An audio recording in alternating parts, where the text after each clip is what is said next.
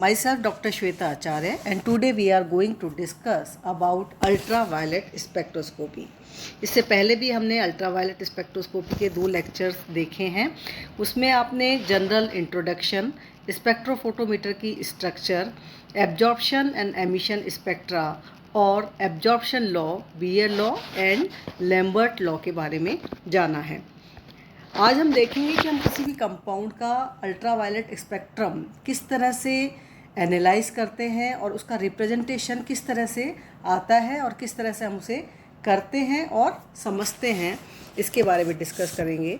सबसे पहले हम क्या करते हैं कि जिस भी कंपाउंड का हमें अल्ट्रावायलेट स्पेक्ट्रम प्राप्त करना है, उस पदार्थ का 1 मिलीग्राम हम 100 ml सॉल्वेंट, जो कि एप्रोप्रिएट सॉल्वेंट हो उस पदार्थ के लिए, उसमें डिज़ोल्व कर लेते हैं। यानी कि हम एक बहुत ही डाइल्यूट सॉल्यूशन तैयार करते हैं उस पदार्थ का, जिसका कि हमें अल्ट्रावायलेट स्पेक्ट्रम ज्ञात करना है। इसके बाद में इस डाइल्यूट सॉल्यूशन का हम एक पार्ट लेते हैं सेल में। इसमें हमने देखा था कि सैंपल सेल के लिए क्यूवेट होती है। उस सेल में हम उस डाइल्यूट सॉल्यूशन को लेते हैं, उस कंपाउंड का, जिसका कि हमें यूवी स्पेक्ट्रम प्राप्त करना है। एक और होती है इसमें रेफरेंस, एक और सेल होती है, उसमें हम क्या करते हैं, रेफरेंस सॉल्वेंट लेते हैं। अब क्या करते हैं, हम अल्ट्रावायलेट रेडिएशंस की 2 बीम्स जिनकी वेवलेंथ बिल्कुल सेम हो, वो इस सॉल्वेंट में के ऊपर पास करते हैं और दूसरा जो रेफरेंस सॉल्वेंट है उस पर भी पास करते हैं। अलग अलग दोनों यूवी रेज़ की बीम हम पास करते हैं।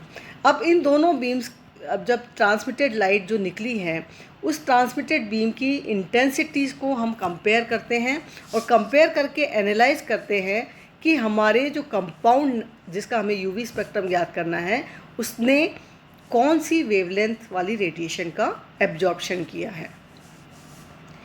तो वो वेवलेंथ जिस पे हमें मैक्सिमम एब्जॉर्प्शन मिलता है, वह वेवलेंथ जिस पर हमें मैक्सिमम एब्जॉर्प्शन मिलता है, that is known as lambda max.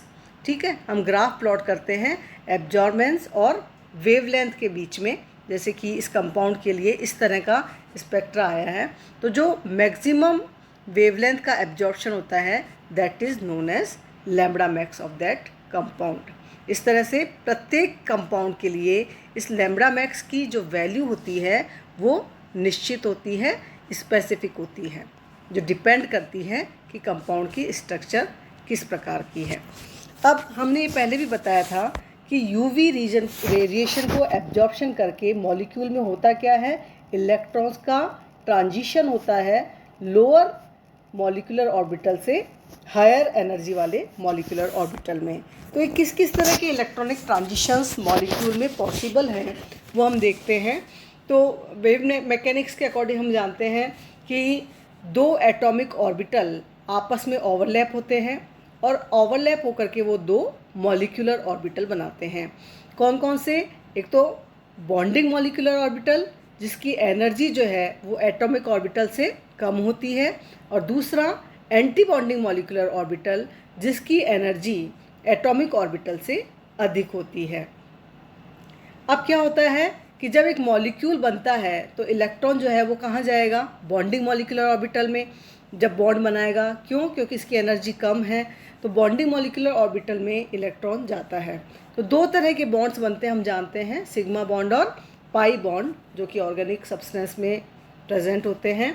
अब इसमें से क्या होता है कि जो सिग्मा बॉन्ड है वो बहुत ही दृढ़ स्ट्रॉन्ग बॉन्ड होते हैं, टाइटली इलेक्ट्रॉन उससे बंधे हुए रहते हैं, और इन इलेक्ट्रॉन्स को हम क्या कहते हैं, सिग्मा इलेक्ट्रॉन। इसी तरह से जो पाई बॉन्ड जो होते हैं उसमें इलेक्ट्रॉन थोड़े लूजली बाउंडेड होते हैं, इन इलेक्ट्रॉन्स को हम पाई इलेक्ट्रॉन्स कहते हैं। ठीक है, ये दोनों तरह के इलेक्ट्रॉन्स प्रेजेंट होते हैं हमारे कंपाउंड में। सिग्मा बॉन्ड होते हैं और पाई बॉन्डिंग इलेक्ट्रॉन्स होते हैं, जो कि सिग्मा बॉन्डिंग ऑर्बिटल्स में रहते हैं और पाई बॉन्डिंग ऑर्बिटल्स में रहते हैं। कुछ इलेक्ट्रॉन्स जो है वो बॉन्डिंग में पार्टिसिपेट नहीं करते हैं, इन इलेक्ट्रॉन्स को हम कहते हैं नॉन बॉन्डिंग इलेक्ट्रॉन्स। ठीक है। तो जैसे भी ऑर्गेनिक मॉलिक्यूल्स हैं, इसमें ऑक्सीजन, नाइट्रोजन, सल्फर, ये सभी एटम्स प्रेजेंट रहते हैं। तो नॉन बॉन्डिंग इलेक्ट्रॉन्स जो हैं वो किस तरह से प्रेजेंट होते हैं, इनमें लोन पेयर ऑफ इलेक्ट्रॉन्स के रूप में प्रेजेंट होते हैं। इन लोन पेयर ऑफ इलेक्ट्रॉन्स को हम क्या कहते हैं, एन इलेक्ट्रॉन्स या नॉन बॉन्डिंग इलेक्ट्रॉन्स कहते हैं। ग्राउंड स्टेट में मॉलिक्यूल जो है वो एनर्जी एब्जॉर्ब करता है और एक्साइट हो जाता है अपने related anti bonding molecular orbital में जाने के लिए। जैसे सिग्मा और पाई बॉन्ड जो हैं वो, उनमें अगर इलेक्ट्रॉन है तो इनके जो हायर एनर्जी लेवल वाले मॉलिक्यूलर ऑर्बिटल हैं वो सिग्मा स्टार और पाई स्टार हैं। और एन इलेक्ट्रॉन्स जो हैं वो बॉन्ड फॉर्मेशन में पार्टिसिपेट नहीं करते हैं, इसलिए इसके लिए कोई भी एंटी बॉन्डिंग मॉलिक्यूलर ऑर्बिटल नहीं होता है। जब एक मॉलिक्यूल जो है वो एनर्जी का एब्जॉर्प्शन करता है यूवी या विजिबल रीजन में, तो कौन कौन से ट्रांजिशंस पॉसिबल हैं वो हम इस एनर्जी लेवल डायग्राम के द्वारा समझेंगे। हम जानते हैं कि कौन कौन से बॉन्डिंग मॉलिक्यूलर ऑर्बिटल्स हैं। सिग्मा बॉन्डिंग मॉलिक्यूलर ऑर्बिटल है और इसका एंटी बॉन्डिंग है सिग्मा स्टार। ऐसे ही पाई बॉन्डिंग मॉलिक्यूलर ऑर्बिटल है, इसका एंटी बॉन्डिंग ऑर्बिटल है पाई स्टार। और तीसरा है नॉन बॉन्डिंग, जो कि हमने बताया था, इसका कोई भी एंटी बॉन्डिंग मॉलिक्यूलर ऑर्बिटल नहीं है क्योंकि यह बॉन्डिंग में पार्टिसिपेट नहीं करता है। तो ट्रांजिशंस कौन कौन से पॉसिबल है, sigma bonding electron energy absorb कर ले और कहाँ जाए, sigma star anti bonding molecule में, तो ये ट्रांजिशन क्या कहलाएगा, सिग्मा टू सिग्मा स्टार। इसी तरह से सिग्मा इलेक्ट्रॉन जो है वो पाई एंटी बॉन्डिंग मॉलिक्यूलर ऑर्बिटल में जा सकते हैं, this is sigma to pi star. Pi orbitals में जो इलेक्ट्रॉन है वो एनर्जी गेन करके जा सकते हैं सिग्मा स्टार में, this is pi to sigma star.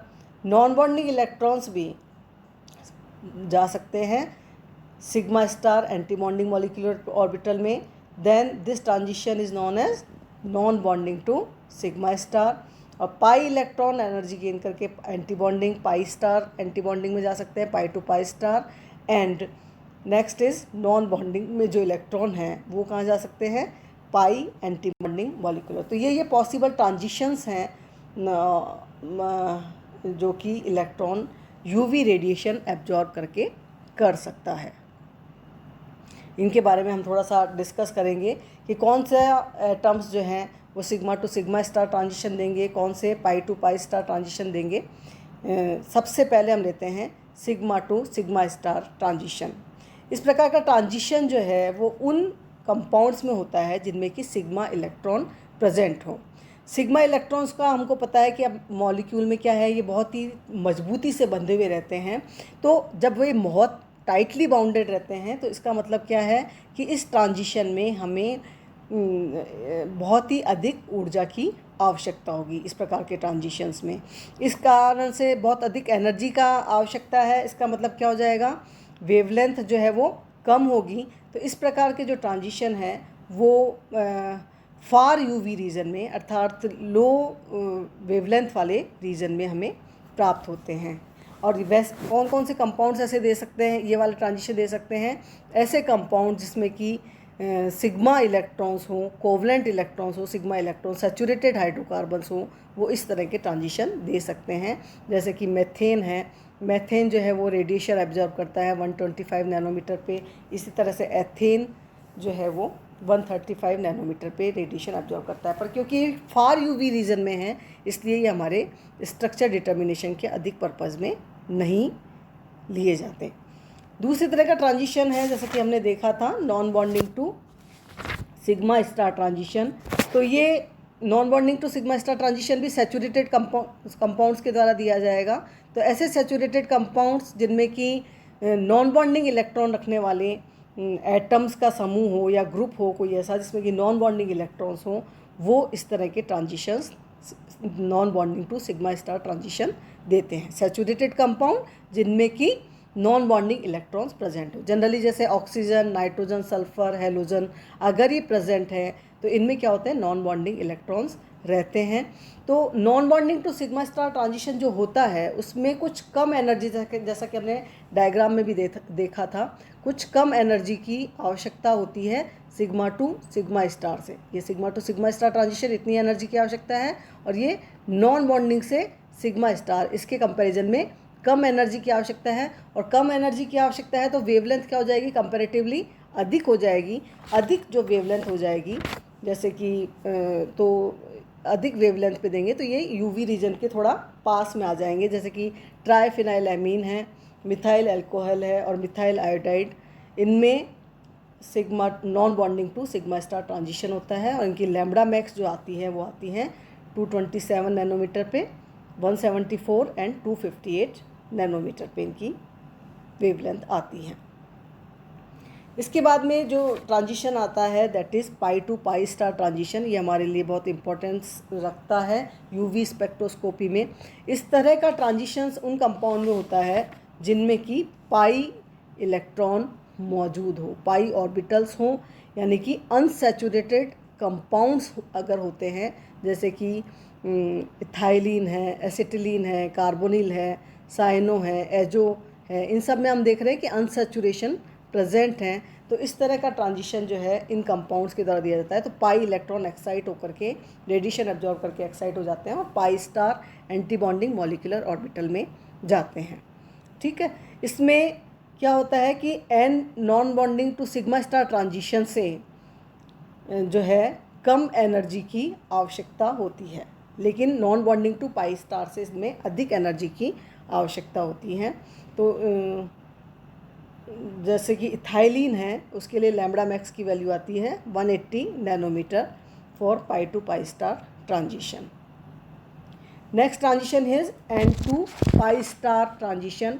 N to pi star transition उन कंपाउंड्स में होता है जिनमें कि दोनों तरह के इलेक्ट्रॉन हो, यानी कि नॉन बॉन्डिंग इलेक्ट्रॉन भी प्रेजेंट हो और पाई इलेक्ट्रॉन्स भी प्रेजेंट हो, उनमें non bonding to pi star transition होता है।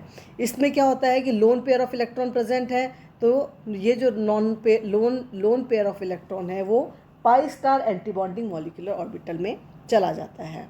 जैसे कि कंपाउंड है हमारा कार्बोनिल ग्रुप, इसमें क्या है, पाई बॉन्ड भी मौजूद हैं और ऑक्सीजन पर लोन पेयर ऑफ इलेक्ट्रॉन भी मौजूद हैं। तो इस कारण से इसका जो एब्जॉर्प्शन बैंड है वो आता है 279 नैनोमीटर पे non bonding to pi star transitions के कारण। और अब दूसरे जो दो ट्रांजिशंस पॉसिबल हैं that is sigma to pi star and pi to sigma star. ये दोनों ट्रांजिशन जो है वो सिमेट्रिकली फॉरबिडन है, इस कारण से ये ट्रांजिशंस जनरली नहीं होते हैं, hence they are called the forbidden transitions. That's all about the electronic transition in ultraviolet spectroscopy. Thank you. Have a nice day.